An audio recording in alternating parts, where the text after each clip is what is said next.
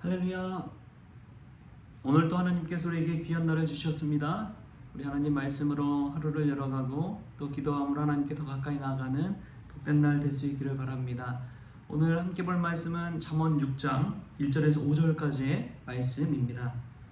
내 아들아, 내가 만일 이웃을 위하여 담보하며 타인을 위하여 보증하였으면 내 입의 말로 내가 얽혔으며 내 입의 말로 인하여 잡히게 되었느니라.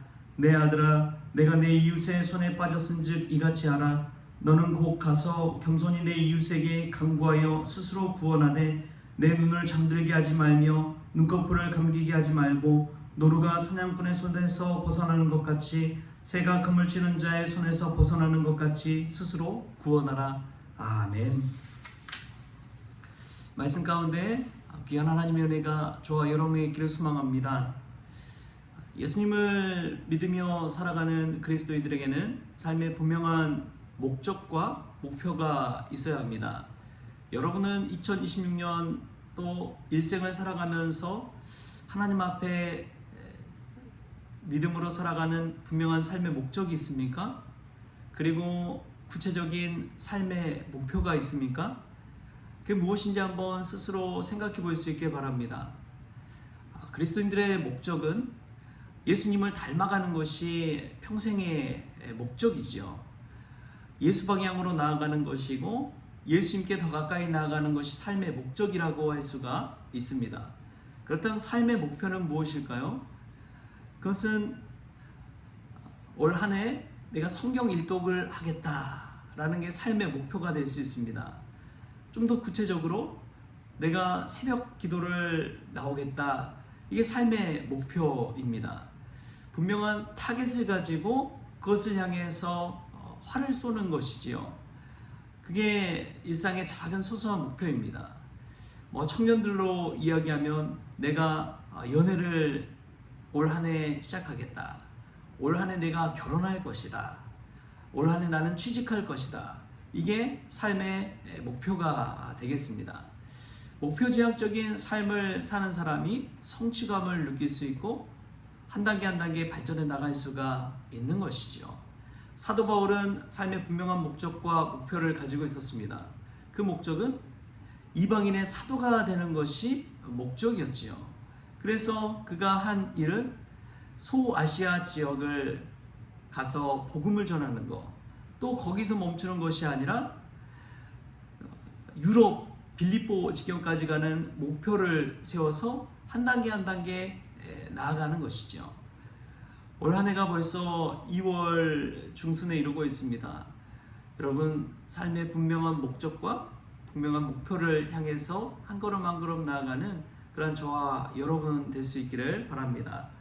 오늘 말씀은 그런 목적과 목표를 이루는 과정 가운데 아들에게 주는 실제적인 교훈에 관해서 우리에게 알려주고 있습니다. 실제적으로 어떻게 인생을 살아가야 되는지 우리에게 알려주고 있는 것이죠. 첫 번째로 참 주의해야 될 이야기를 하고 있는데요. 솔로몬은 이러한 이야기를 합니다. 6장 1절 2절 말씀에 내 아들아, 내가 만일 이웃을 위하여 담보하며 타인을 위하여 보증하였으면 내 입의 말로 내가 얽혔으며 내 입의 말로 인하여 잡히게 되었느니라. 아멘. 그러니까 이웃에게, 다른 이에게 담보나 보증을 서지 말라는 것이죠. 그렇게 한번 책 잡히기 시작하면 스스로 올무에 갇혀서 내 말로 인하여, 내가 서약한 걸로 인하여 통제된 삶을 살게 된다라고 이야기합니다. 첫 번째로는 이 말씀 속에서 우리는 담보나 보증 서는 일에 쉽게 동참해서는 안 된다는 것입니다. 쉽게 보증을 서거나 담보 서는 일을 행해서는 안 된다는 것입니다. 여러분도 살아가면서 정말 친한 친구나 또 친한 이웃이 또 가족이 여러분에게 보증 서달라, 그런 이야기를 들으신 적이 있을지 모르겠습니다. 내 스스로 내 마음으로는 개인적으로 해주고 싶지요. 그러나 내 가족과 내 자녀들을 생각하면 담보나 보증 서는 것은 하지 말아야 됩니다. 왜냐하면 그 한 가지 일이 온 가족에게 영향을 미치고 올무에 갇히게 하기 때문에 그렇습니다. 그래서 그런 일을 절대로 하면 안 되고, 또 혹여나 하더라도 가족과 상의하고 해야지 본인 스스로 해서는 절대 안 되는 것이지요. 그런 것을 미리 알려주고 있는 것입니다. 뿐만 아니라 내 입에 말로 인하여 내가 얽혔다고 하는 이야기를 하는데, 말로 하는 것도 마찬가지라는 것이죠. 우리가 평소에 어떤 말을 하느냐에 따라서 그 사람의 인생이 결정되기 마련입니다. 늘 긍정적인 말, 희망적인 말을 하는 사람은 희망의 삶을 사는 것이지요. 소망의 삶을 사는 것입니다. 그런데 늘 절망적이고 낙담하고 안 된다고 부정적인 이야기를 하면 될 일도 안 되고 꼬이고 또 안 풀리기 마련이지요. 그 입의 말에 따라서 그 사람의 인생이 달라진다는 것이지요. 오늘도 우리가 예수 그리스도 안에서, 오늘도 나는 예수 안에서 행복할 것이다. 예수님 안에서 나는 참 자유함을 누릴 것이다. 오늘 이루고자 하는 일들도 예수 그리스도께서 도우셔서 이루게 될 것이다. 희망의 메시지를 선포하는 저와 여러분 될 수 있기를 바랍니다. 한 목사님이 그런 이야기를 늘 하시더라고요. 나는 자원은퇴할 거야. 65세 자원은퇴해서 얼른 또 이 목회 영역에서 이제 내려놓고 일상의 삶 가운데서 자유롭게 살 거야. 그런 이야기를 하시는 목사님이 계셨어요. 그런데 그 말이 쏙 들어가더라고요. 왠지 아십니까? 이제 100세 시대에 이르렀잖아요. 100세 시대에 이르니까 70세까지 하는 것도 이제는 더 정년을 연장해서 해야 되는 그런 시대가 되어버렸습니다. 그래서 저희 교단은 아직은 아니지만 다른 교단 같은 경우에는 정년을 연장해서 75세까지 목회를 하게끔 그렇게 한 교단도 있습니다. 왜냐하면 지금도 지방 같은 경우에는 목회자가 없습니다. 담임 목사님이 없어가지고 한 목사님이 지역의 여러 교회를 돌아다니면서 순회 설교를 하는 그러한 교회들도 있습니다. 그리고 이제 신학생들 목사님 되고자 하는 이들이 별로 없어요. 신학교도 미달돼서 누가 가려고 하지도 않고 그런 현실 가운데 놓여 있습니다. 그러다 보니까 정년 연장에 대한 논의가 나오기 시작하고, 또 앞으로 이 목회하는 시기가 늘어날 수밖에 없어요. 그럼에도 불구하고 이제 젊었을 땐 내가 자원은퇴하겠다 65세 그러지만 또 막상 그때가 되면 삶의 정황이나 상황에 따라서 그 말을 철회할 수밖에 없는 것이죠. 또 그 말을 철회하면 또 사람의 됨됨이가 어떻습니까? 말의 신뢰가 무너지잖아요. 그래서 절대 어떠한 일을 하더라도 말을 앞세워서는 안 된다는 것이지요. 분명히 그 일의 시종을 생각해보고 앞과 뒤를 생각해보고 나중에 어떻게 될지를 살펴보고 행해야 된다는 것입니다. 말부터 앞세운 사람은 그 말이 자신의 인생까지도 올무로 묻기 마련입니다. 그러다 보면 자신이 그 말의 노예가 되어서 지키지도 못할 그 말의 약속을 통해서 자신의 인생도 제한되어 버리는 것이죠. 저희 집에 가훈으로 이렇게 사자성어가 하나 걸려 있었습니다. 무엇이냐? 3-4-1원이라는 가훈이었습니다. 3번 생각하고 한 번 말하라. 3-4-1원. 여러분, 그것은 말을 쉬하지 말고 3번 정도 생각해보고 신중하게 말하는 라는 의미가 담겨 있는 것이죠.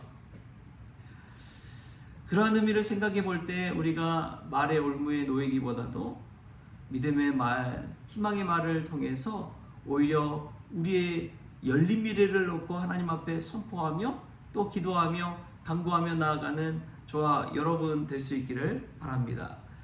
만약에 그러한 말의 올무에 걸리게 되었다면 우리가 어떻게 해야 되느냐?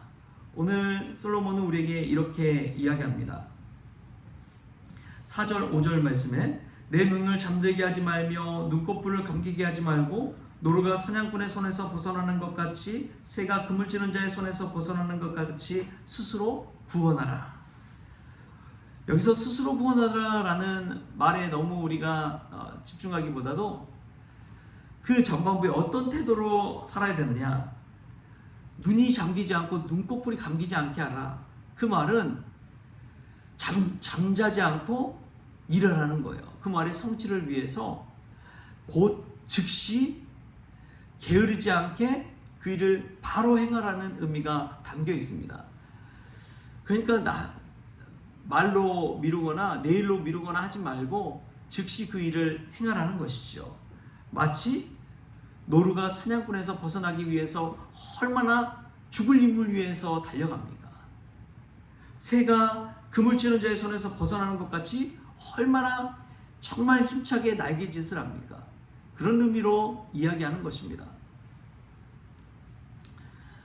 어떤 한 빚을 지은 사람이 자신의 삶에서 그 빚을 탕감받기 위해서, 그 채무를 갚기 위해서 먹을 것도 먹지 않고 잠도 자지 않고 최대한 깨어서 일하는 그러한 이야기를 말하더라고요.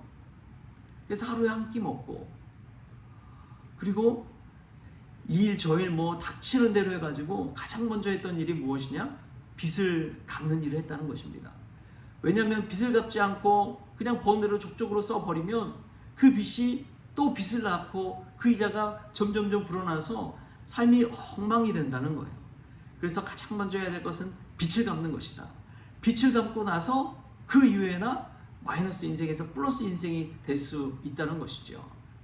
여러분, 빚과 보증과 담보는 가장 최우선으로 갚아버려야 될 줄 믿습니다.